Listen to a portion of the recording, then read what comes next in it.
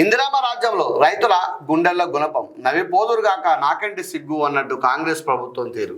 అధికారం కోసం అక్షరాల 420 అబద్ధపు హామీలు ఇచ్చిందని విమర్శ. మిస్టర్ రాహుల్ గాంధీ తెలంగాణ సే మాఫీ మాంగో అంటూ ఫైర్. మాజీ మంత్రి బీఆర్ఎస్ వర్కింగ్ ప్రెసిడెంట్ కేటీఆర్ ఒక వార్త వచ్చింది. ఇక్కడ ఒక ఆసక్తికరమైన వ్యాఖ్యలు చేయడం జరిగింది. ఏమంటే మిమ్మల్ని ఎవరెవరైతే ఇబ్బంది పెడతా ఉన్నారో పోలీసు వారు మొత్తం కూడా వారికి బానిసలాగా ఉంటారు, వారితో పనిచేస్తూ ఉన్నారు. పూర్తిగా అందరి పేర్లు రాసి పెట్టండి, బుక్ రాయండి. అధికారంలోకి వచ్చినాక వాళ్ళందరి సంగతి చూస్తా. నేను కేసీఆర్ అంత మంచోని కాదు ఇక్కడ, అంతేనా?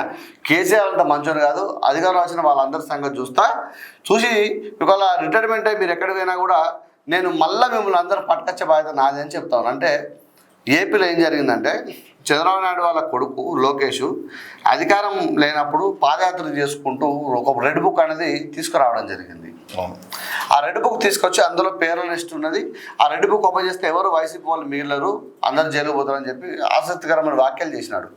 ఏమైందంటే తెలంగాణలో కానీ తెలుగు రాష్ట్రాల్లో ఏం నడుస్తుందంటే బుక్కుల పాలన నడుస్తుంది.